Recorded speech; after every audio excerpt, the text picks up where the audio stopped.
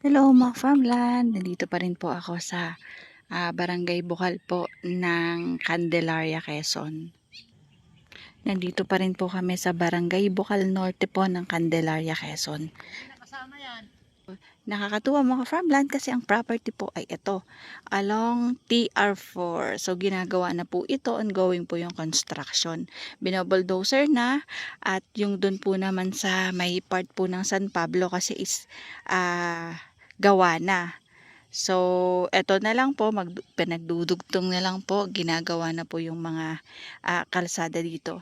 So, yung pinaka-barangay road, ayun po, sa may bulldozer. Ayan. Kung nakikita nyo yan, yan. Yan po yung bulldozer. Nandun po yung barangay road.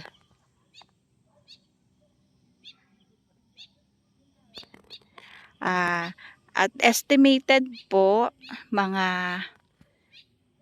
200 meters ang layo from dun sa barangay road. So, ito yung TR4.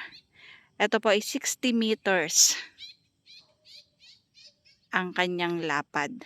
So, ayan yung property. Sinturisan at Niyugan. Yan po yung pinaka-boundary ng property.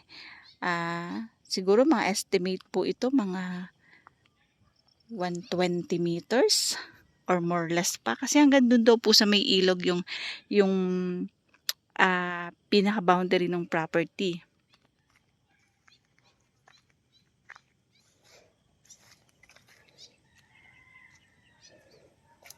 Ito po ay may sukat na 2.5 hectares. Titulado din ito mga ka-farmland.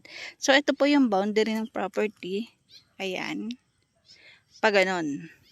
So, may mga tanim po na guyabano, sinturis, or dalandan, tsaka po mga niyog. Pasok tayo sa loob mga ka-farmland. So, ito po yung flat. Patag po itong property. At soon, napakaganda pong i-develop. Madami din po itong tanim na mga guyabano tsaka abukado.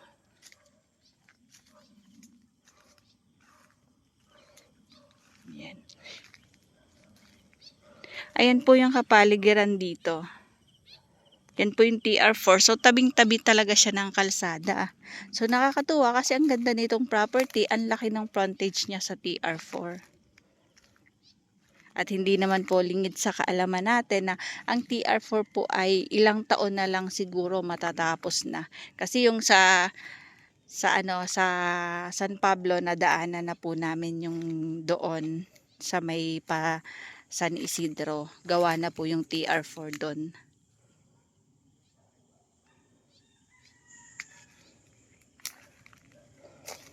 Ito po sabi ni Sir, ang tanim po dito na sinturis or dalandan ay more or less po nasa 2,000.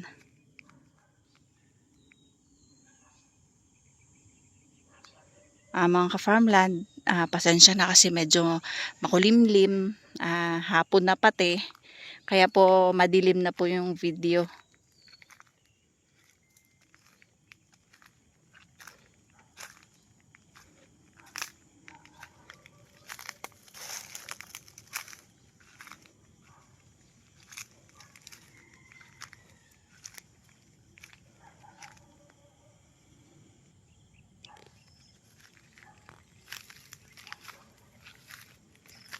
Pag na-develop na po ang 3R4, madami na pong pwede magandang gawing business dito sa property.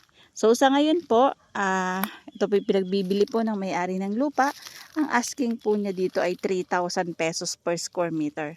2.5 hectares po yan.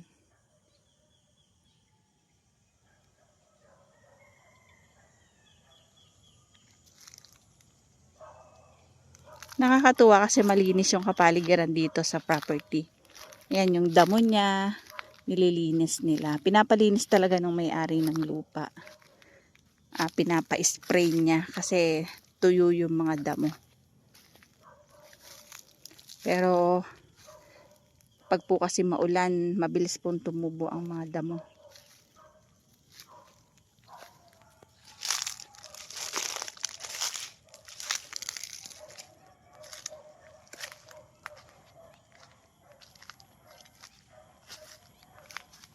Malakas po ang signal ng cellphone at internet connection.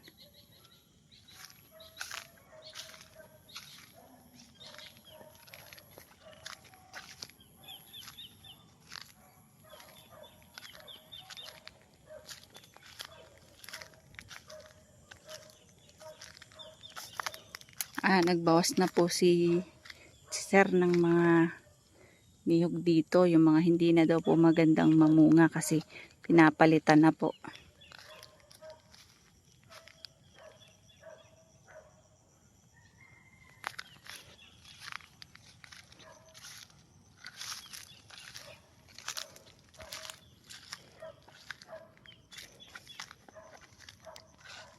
Yan yung mga bagong tanim po na avocado. Ngayon po kasi maganda magtanim ng mga fruit bearing or ng gulay o kung ano pa man kasi gwapo ng ulan ng ulan.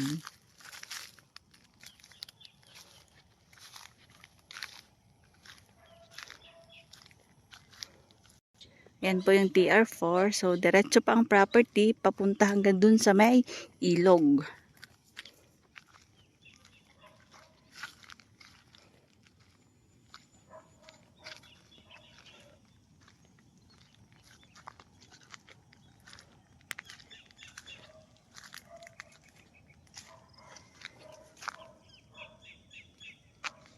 Naririnig akong lagaslas ng tubig. Mukhang malakas yung ilog sa gilid ng property. Tara at ating pasukin at puntahan.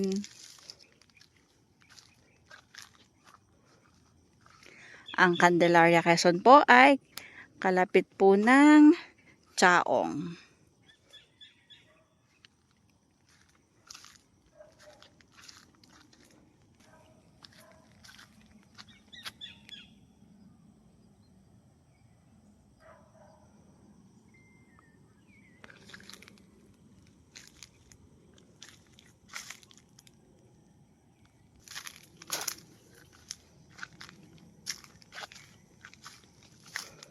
Ito naman pong property ni Sir ay may bakod.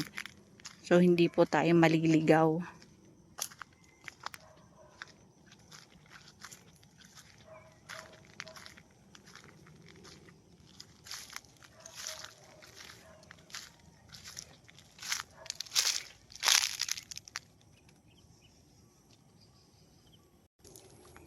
Yan mga kaparngland. Pababa na ako dito. Papunta sa may ilog. Wag lang uulan. Hindi ko bit-bit ang payong.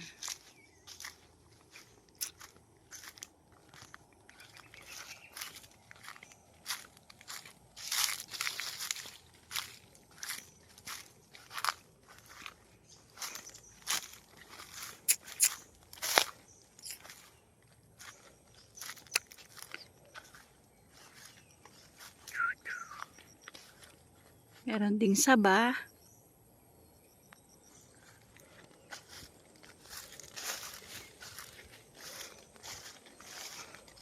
Ayan po yung iglog. Kita ko ba? Kita na ba? Parang hindi pa. Kita makikita .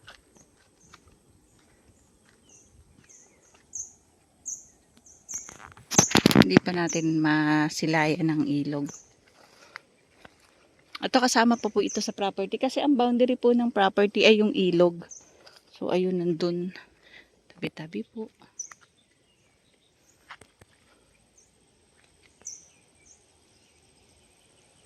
Yan o, may income din ang property gawa ng mga niyog.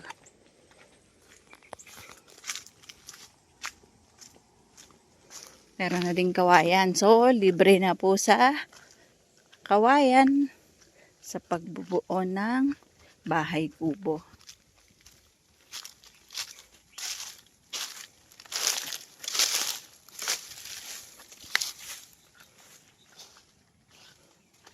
Ayan. So, ayan mga ka-farmland yung ilog. Ayan no. Mataas pala yung property sa ilog. Tsaka hindi po kita masukal.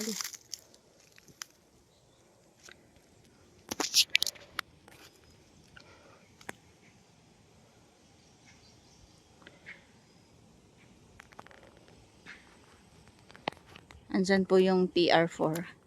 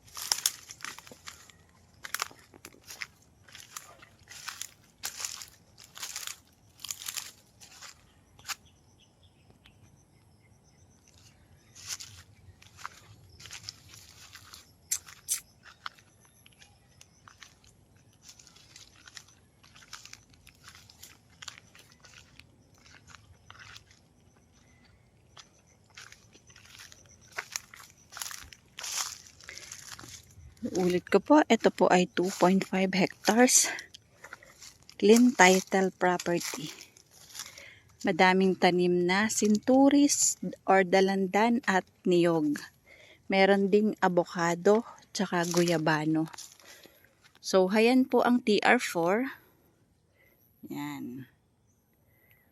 Ang laki po ng frontage niya. Estimated po mga 120. Excuse.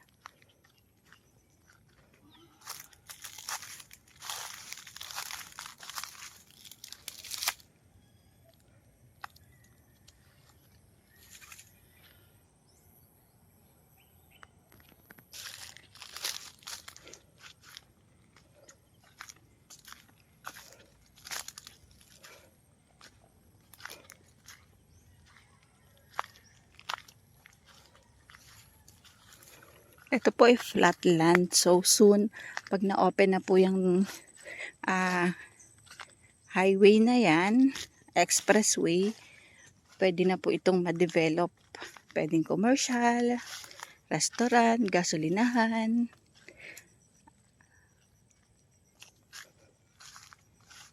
Or farm lot lang po. Depende po sa makakabili nito kung ano pong gusto niyang i-develop dito sa farm. Ang dami pong bunga ng niyog at ng dalandan. Kaya lang maliliit pa.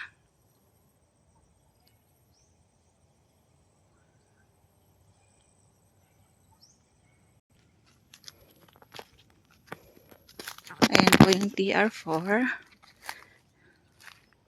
60 meters wide. So, ganun kalapad. Naambo na naman.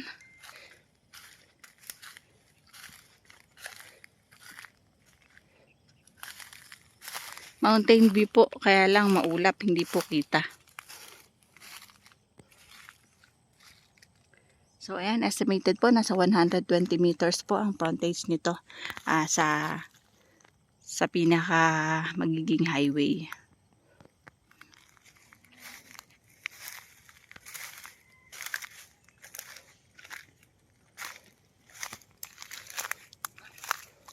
Malinis po ang property, pinalinisan na. Yun nga lang, hindi pa po nabubulok lahat ng mga nahapay or naputol na mga damo.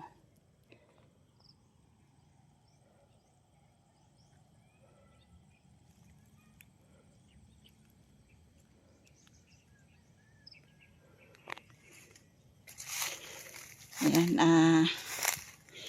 drone shot naman natin o video. Inuulit ko, pagpasensya na po at hindi pa po magaling ang ating piloto.